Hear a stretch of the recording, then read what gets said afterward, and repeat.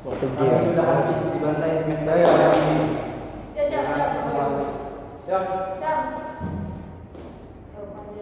Assalamualaikum warahmatullahi wabarakatuh.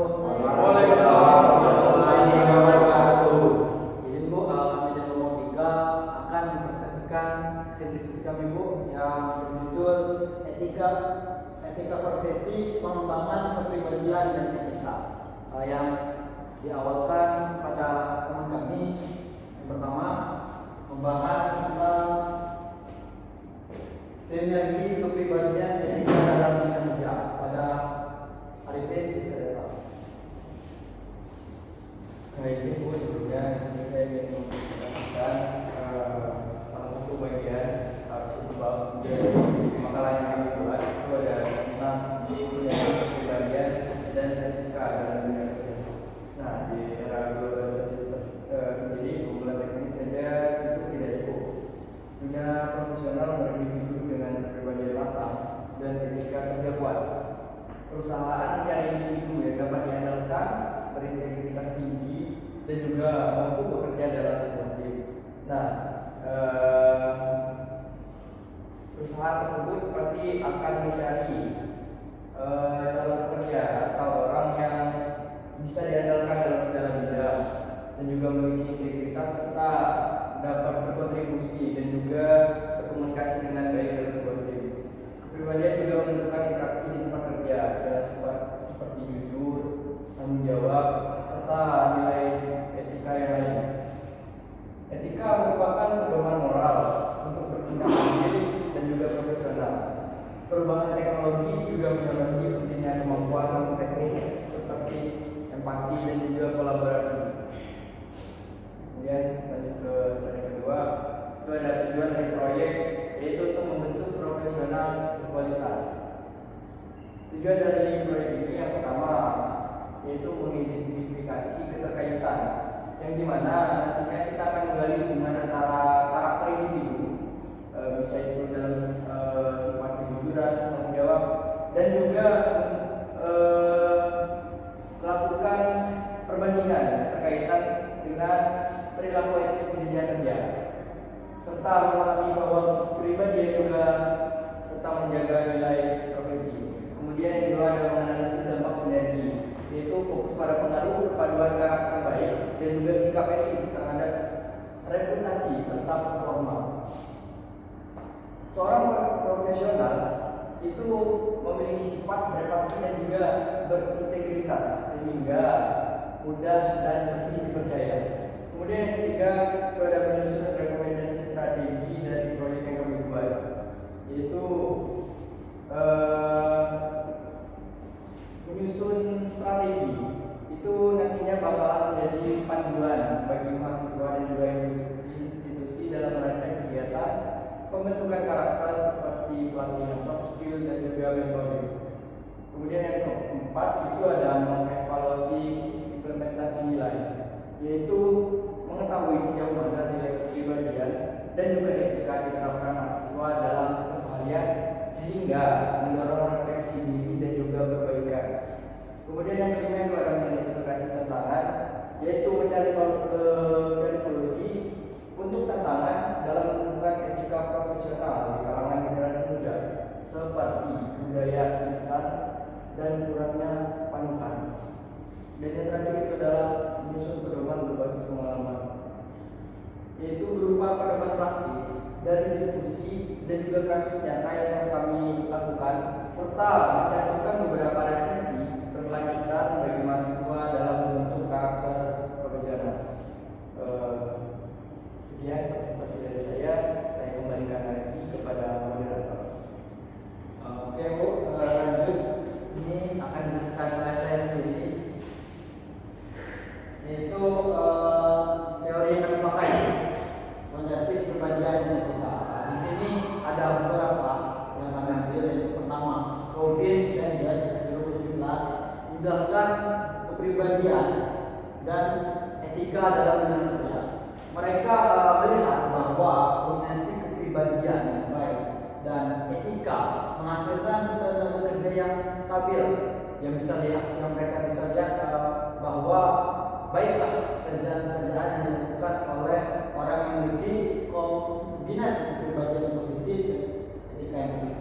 Dan juga mereka bilang dapat dipercaya dan termotivasi. Perilaku etis meningkatkan loyalitas dan dunia kerja. Jadi juga mereka bilang dari kombinasi ini kan terciptanya individu yang baik. Nah, dari individu yang baik ini meningkatkan loyalitas dan hubungan antar pegawai.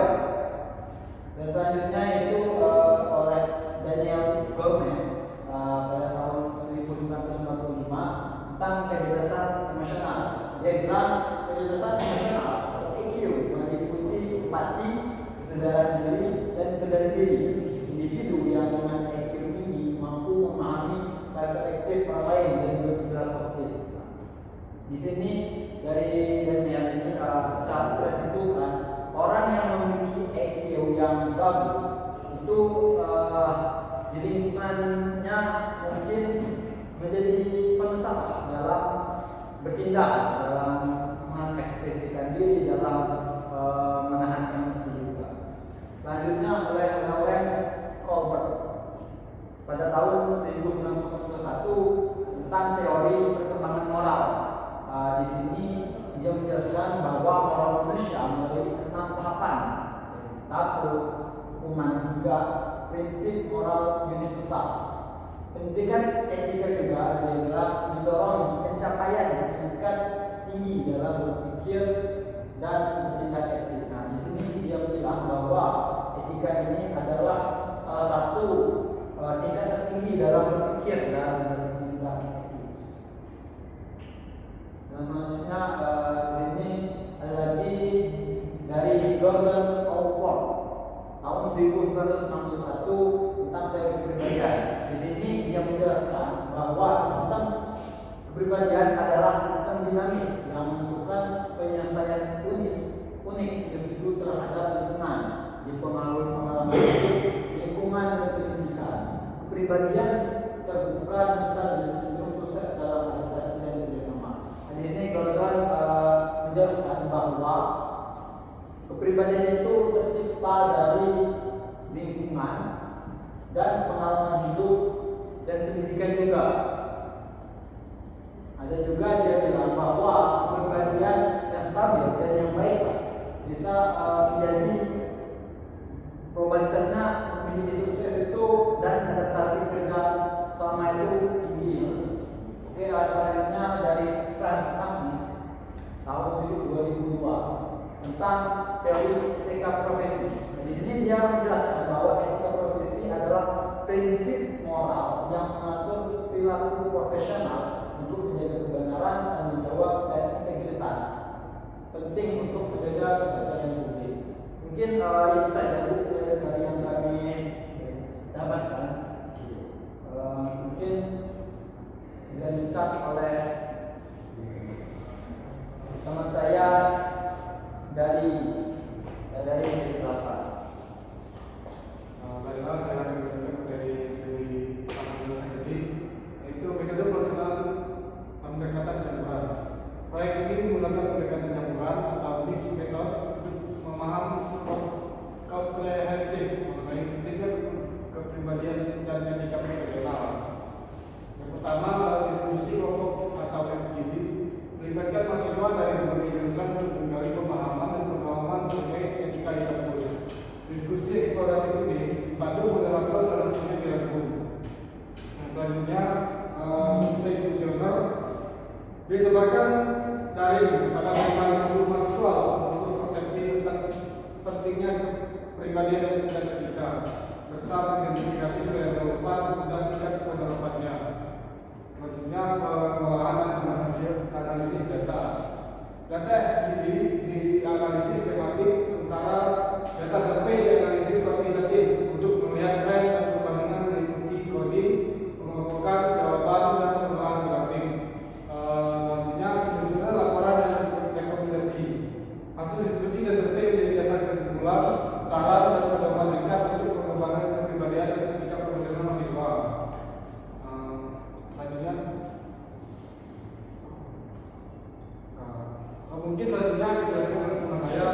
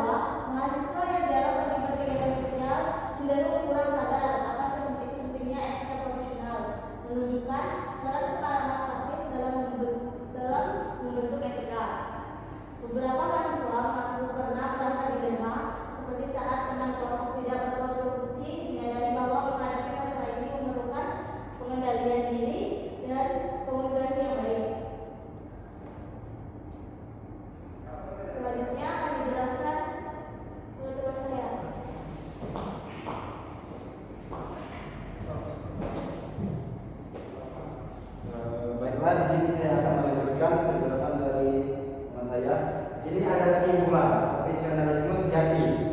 Sinergi antara kepribadian dan etika berkontribusi besar dalam membentuk pribadi yang profesional, bertanggung jawab dan dapat dipercaya.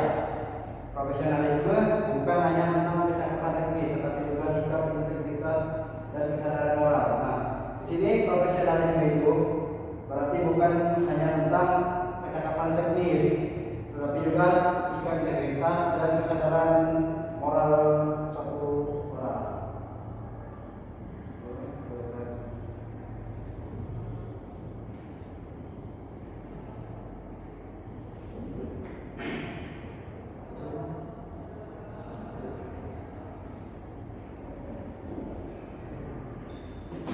Baiklah, di sini saya akan memberikan presentasi kepada Rektor. Baiklah, di sini saya akan menunjukkan itu saran langkah ke depan. Pertama itu ada aktif dalam kegiatan. Mahasiswa sebenarnya aktif dalam kegiatan yang mengasah karakter atau melatih diri sendirinya. Yang kedua itu ada bimbingan.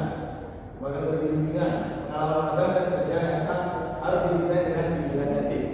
Dan yang ketiga adalah dosen sebagai contoh. Dosen dan tenaga pengajar harus menjadi contoh nyata dalam sikap etis dan profesionalismenya.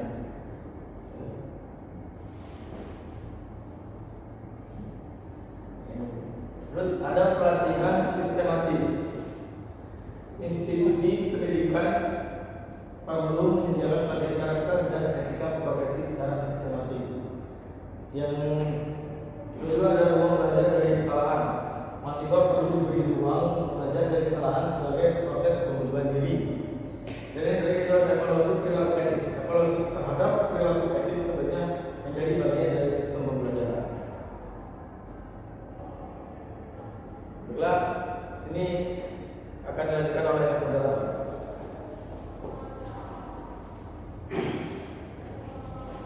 Mungkin itu saja Bu dari kami penjelasan dan kita atas diskusi kami. Di sini kami ada dokumentasi kami diskusi lah sama teman mahasiswa lain